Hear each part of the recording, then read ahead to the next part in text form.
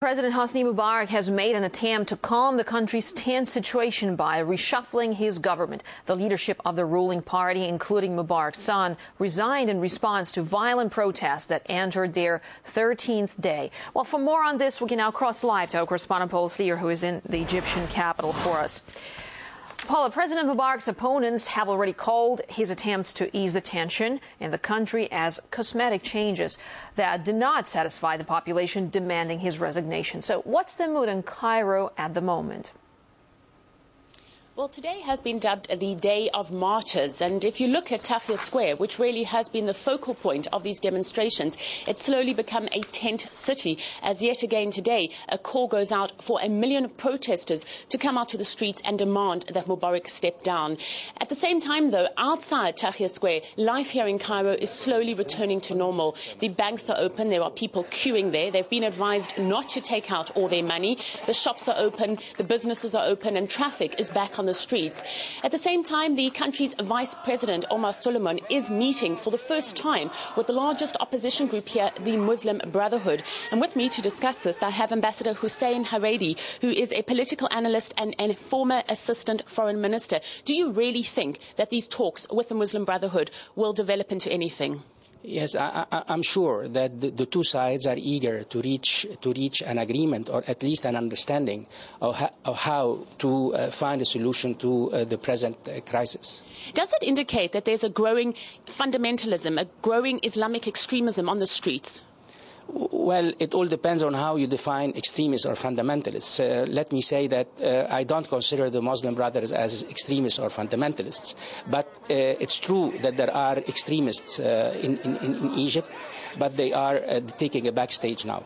Is it likely that we'll see the Muslim Brotherhood playing a greater role legally on the Egyptian political scene? Well, according to the Egyptian constitution, no parties are allowed to be constituted on religious grounds. If the Muslim Brotherhood would accept to form a party not on religious grounds, I don't see any reason why they shouldn't have their own party. President Mubarak is still insisting that he will remain in power until September. Who is advising him? Well, we have a state in this country, and President Mubarak is not ruling this country all by himself. So if President Mubarak leaves the scene right now, I guess the state would crumble.